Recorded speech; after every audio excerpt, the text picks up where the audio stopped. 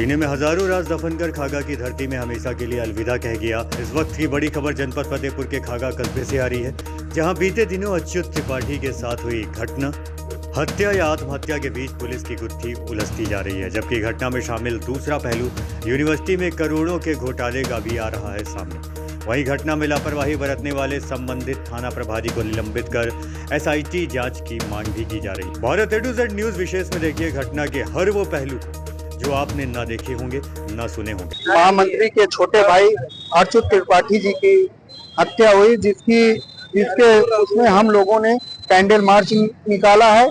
जो प्रशासन को ये कहना चाहते हैं कि उनके हत्यारों को फांसी हो। वो पार्टी के महामंत्री थे, सक्रिय नेता थे। हाँ, ऐसे पार्टी के नेताओं के भाई की हत्या हो गई, पार्टी से क्या उनका शौकन मिला?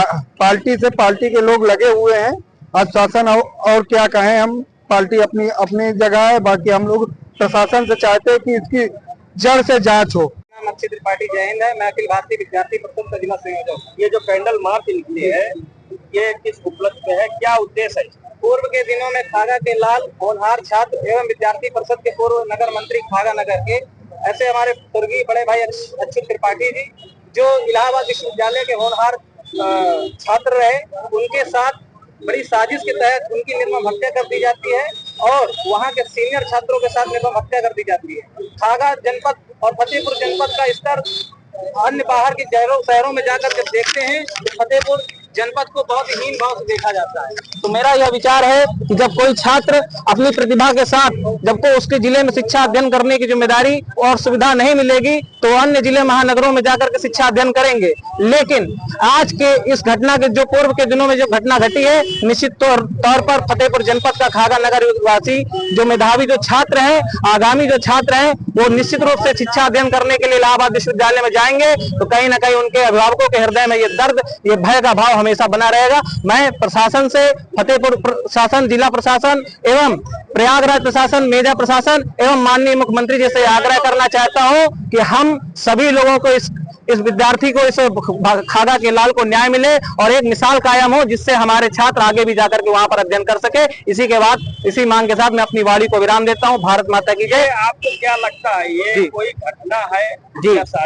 ये साजिश है जी, ये साजिश है, क्योंकि जिस प्रकार से घटना घटित है वहां पर सारे साक्ष्यों को देखा है कि ये उसको जो है मर्डर केस है। जी जी बिल्कुल। क्या है ये लगता है? हमें ये लगता है कि ये बड़े साजिश के तहत वहाँ पर ये घटना घटित की गई है, क्योंकि इसके कई साक्ष्य मिले हैं और वहाँ का प्रशासन भी इस बात का गवाह है। इनका मर्डर हुआ है जी। क्या ये यूनिवर्सिटी में कुछ चुनावी दौर था क्या? जी, ये यूनिवर्सिटी के होनहार छात्र थे और कहीं ना कहीं जब प्रतिभावान छात्र होता है तो स्थानीय जो वहाँ के कार्यकर्ता या छात्र नेता होते हैं उनको समस्या होती है, तो हो सकता है वो उनका शिकार हुए हों, शायद ऐसा हो सकता है। ये खागा कस्बे की बात है जी, तो यहाँ जैसे बताया आपने कि वो भारतीय जनता पार्टी के जो है जी एक अच्छे नेता थे, विद्यार्थी परिषद के जी, उनके भाई। जी हाँ। क्या पार्टी से कोई आया उनके यहाँ पीड़ित परिवार को मिलने? पीड़ित परिवार से निरंतर खागा नगर की जो विधायिका है वो मिल रही है और भी पार्टी के कुछ उनके जो मित्रवत बंधु हैं, जैसे जो कि मंडल अध्यक्ष जी लोग हैं,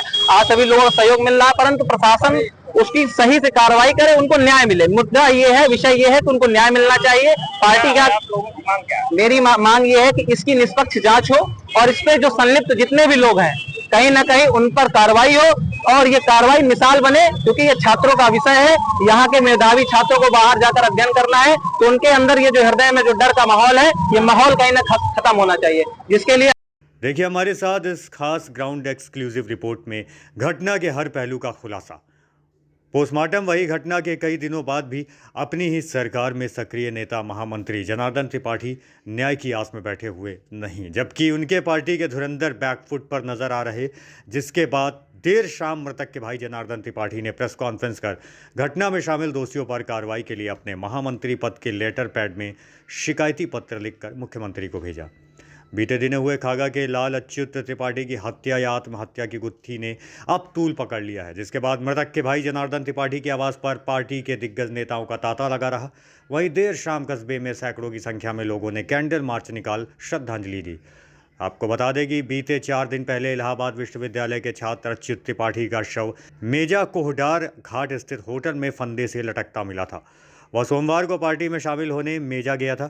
अच्युत के बड़े भाई का आरोप है कि छोटे भाई की हत्या की गई है। हालांकि पोस्टमार्टम रिपोर्ट में हैंगिंग की पुष्टि हुई है, जबकि मामले में होटल संचालक समेत 4 लोगों पर आत्महत्या के उकसाने का मामला दर्ज किया गया है। मूल रूप से फतेहपुर जिले के खागा नगर के जीटी रोड निवासी अच्युत डायमंड जुबली हॉस्टल में पिछले 2 साल से रहता था।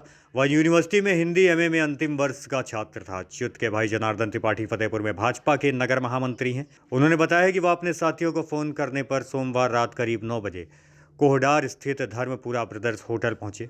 होटल में प्रथम तल पर साथियों संग रुक गया। रात में अच्युत ने चचेरे भाई को फोन कर बताया कि मैं कोहडार के एक होटल में हूँ, मुझे आकर ले चलें। उसने अपनी लोकेशन भी भेजी। कुछ देर में चचेरा भाई प्रत्युष होटल पहुंचा। बताया जाता है कि उसके दोस्त होटल के कमरे के बाहर बैठकर खाना खा रहे थे और अंदर बेड पे अच्युत की लाश पड़ी थी। वहीं घटना के बाद जनार्दन त्रिपाठी आवास पर देर शाम नेताओं का तांता लगा रहा। देखिए हमारी ये खास रिपोर्ट। जग जाहिर हो चुकी है, अच्युत त्रिपाठी की हत्या की गई है, इसमें कोई शक नहीं है। क्योंकि पोस्टमार्टम रिपोर्ट में उसके पैरों में भी चोट है और उसके आंखों में भी चोट है, उसके लीवर में भी चोट है, जो पोस्टमार्टम रिपोर्ट बता रही है। इससे साबित होता है कि उसको पहले मारा गया है और मारने के बाद उसको जो है फांसी का रूप दिया गया है उसका। और जैसा कि स्थानीय एक लड़का जो यहाँ का रहने वाला उसके साथ रहता था, उसने जाके प्रत्यक्ष अपने सामने देखा, ताला तोड़ के उसको निकाला है अंदर से।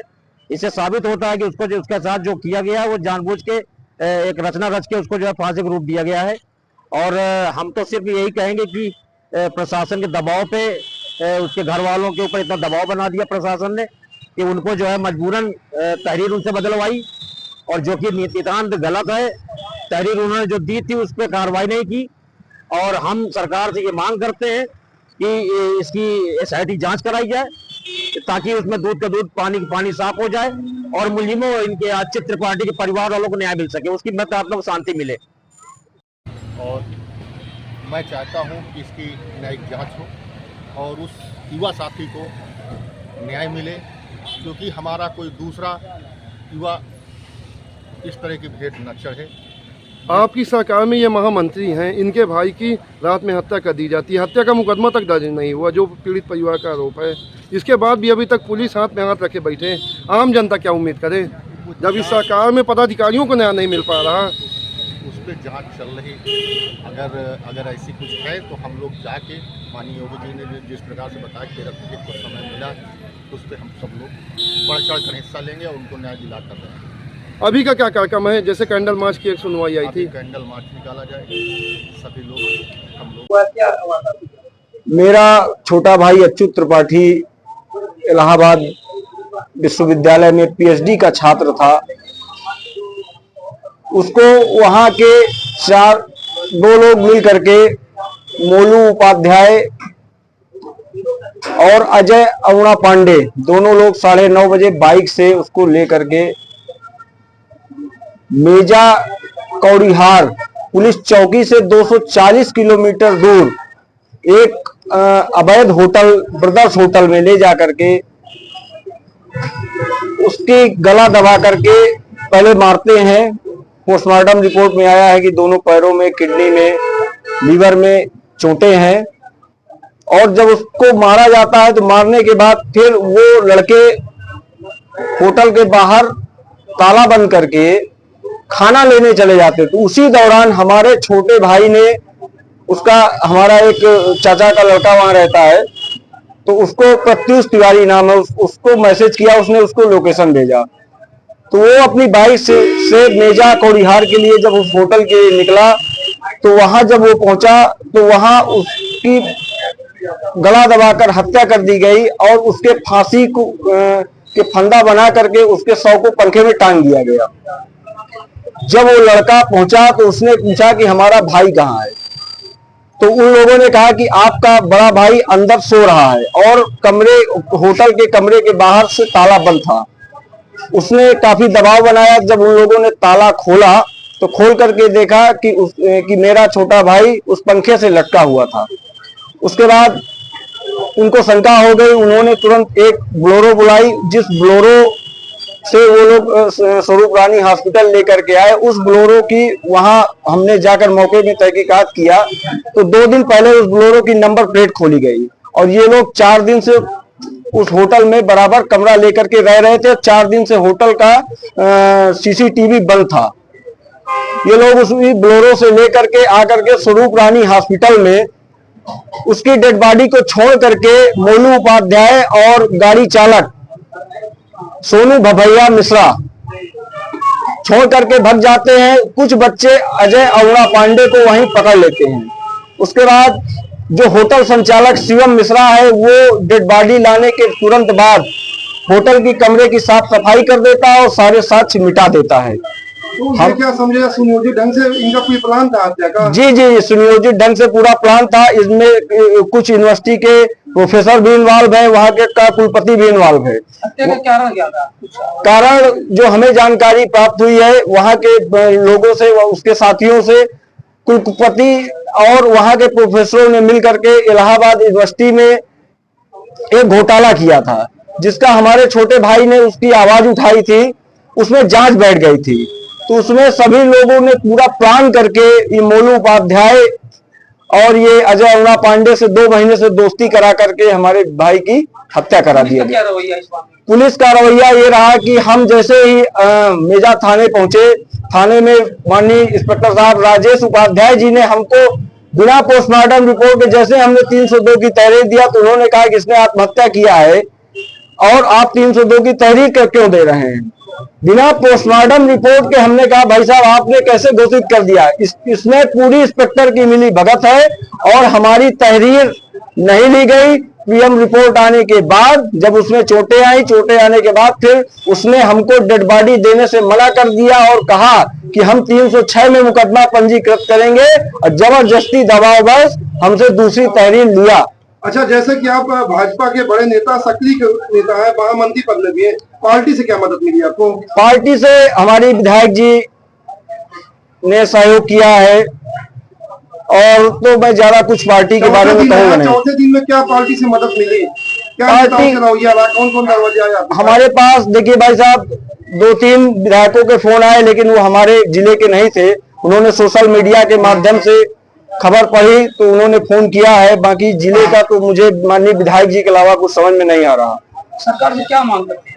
हम सरकार से अपने भाई की SIT और CBCID जांच की मांग करते हैं। उसमें जो दोषी हो, चाहे कुलपति हो, चाहे प्रोफेसर हो, चाहे वो हत्यारे हो, कि आज हमारा भाई गया है, कल हमारे भाई के तरीके होनहार कोई बच्चा इन दरिंदों के द्वारा शहीद ना हो जाए। मैं सरकार से मांग करता हूं भाई को न्याय चाहिए और दोषियों के ऊपर सख्त से सख्त कार्रवाई हो।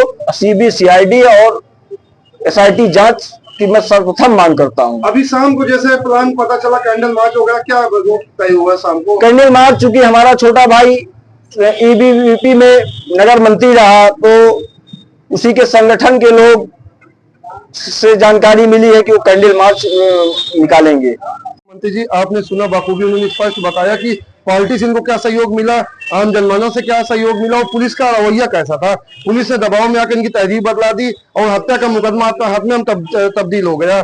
जो क्षेत्रीय यहाँ के प्रतिनिधि थे उनसे भी कुछ खास इनको मदद नहीं मिली है।